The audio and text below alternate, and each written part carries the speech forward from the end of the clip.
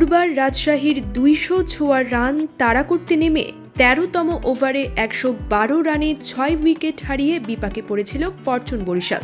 গত আসরের চ্যাম্পিয়নরা হার দেখতে শুরু করেছিল। সেখান থেকে মাহমুদুল্লাহ রিয়াদ ও ফাহিম আশরাফ বিধ্বংসী ইনিংস খেলে রাজশাহীর হাত থেকে ম্যাচ ছিনিয়ে এনেছে। ১১ বল থাকতে তুলে নিয়েছে ৪ উইকেটের জয়।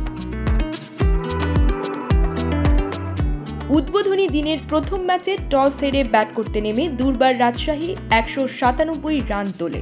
দলটির হয়ে ইয়াসির আলী রাব্বি ৪৭ বলে ৯৪ রান করেন। ৮টি ছক্কা ও ৭টি চারের শট মারেন তিনি।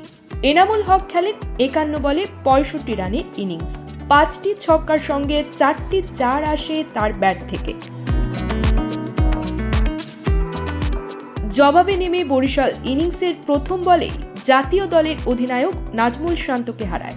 দলের ১২ রানে ব্যক্তিগত ৭ রানে ফেরেন তামিম। পরে কাইল মেয়ার্স ফিল্ডে ৩১ রানে ৩ উইকেট হারায় বরিশাল।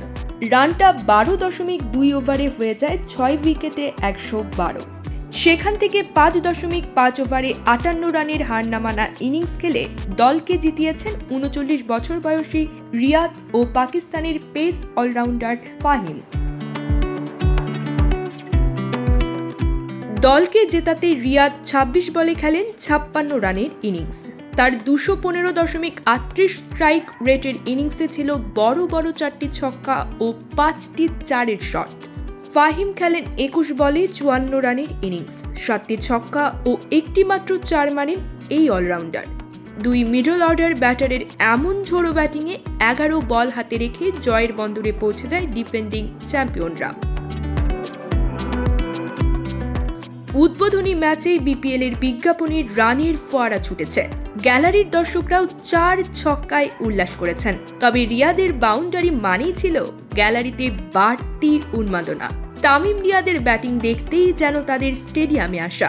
বরিশালের অধিনায়ক হতাশ করলেও মন ভরিয়ে দিয়েছেন বুড়ো রিয়াদ।